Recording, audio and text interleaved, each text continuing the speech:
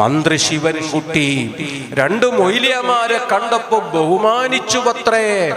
നിയമസഭയിൽ ചൊറിയുകയാണ് ഒരു ഞരമ്പ് രോഗി. വിദ്യാഭ്യാസ മന്ത്രി നിങ്ങളോട് കാര്യം പറയണം, നിങ്ങളൊരു നിലവാരമുള്ള മനുഷ്യർ.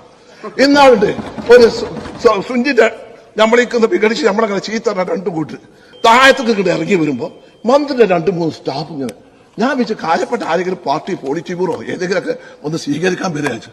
അപ്പോൾ 2 മൂല്യന്മാര് വരുന്നത് അതിനിങ്ങനെ ലിഫ്റ്റ് കയറ്റിയിട്ട് ഇങ്ങനെ കൊണ്ടുപോകണം. ഞാൻ നല്ല ബാക്കിൽ നിന്ന് പോയി നോക്കി. ഉള്ളൊക്കെ മന്ത്രിയുടെ പ്രൈവറ്റ് റൂമിൽ കൊണ്ട് എന്തിനാ കുട്ടി ഇതൊക്കെ മന്ത്രി ശിവൻകുട്ടി രണ്ടു മൊയ്ലിയമാരെ കണ്ടപ്പോ ബഹുമാനിച്ചുവത്രേ. നിയമസഭയിൽ ചൊറിയുകയാണ് ഒരു ഞരമ്പ് രോഗി. സുബ്ഹാനല്ലാഹ്.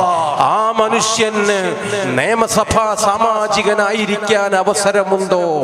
ഉള്ളിലുള്ള മാലിന്യം ഇങ്ങനെയൊക്കെ ഒരു മനുഷ്യൻ വിസർജിച്ചാൽ അങ്ങനെ ഛർദിക്കുന്ന ആ ജീവി മനുഷ്യന്മാരെ കൂട്ടത്തിൽ പെടുമോ ഇല്ലേ എന്ന് ആലോചിക്കണം മുസ്ലിമീങ്ങളെ.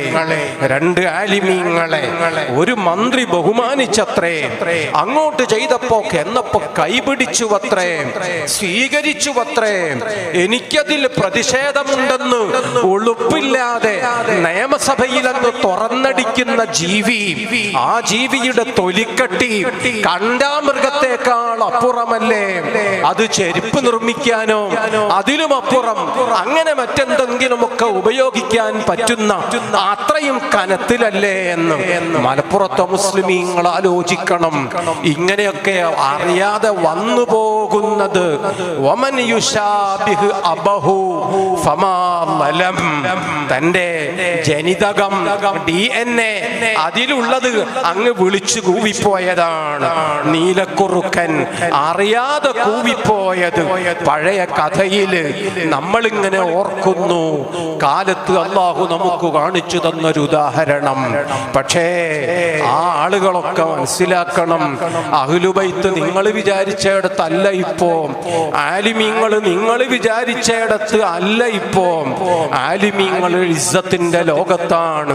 അവര് ലോകത്തെ അടിമുടി അഴിച്ചു പണിയുകയാണ്. അവരെ രാജ്യം വിലയിരുത്തുകയാണ്, വിദേശ രാജ്യങ്ങൾ വിലയിരുത്തുകയാണ്. അവരെ കാണാൻ പ്രധാനമന്ത്രിമാർ ഇങ്ങോട്ട് വരികയാണ്.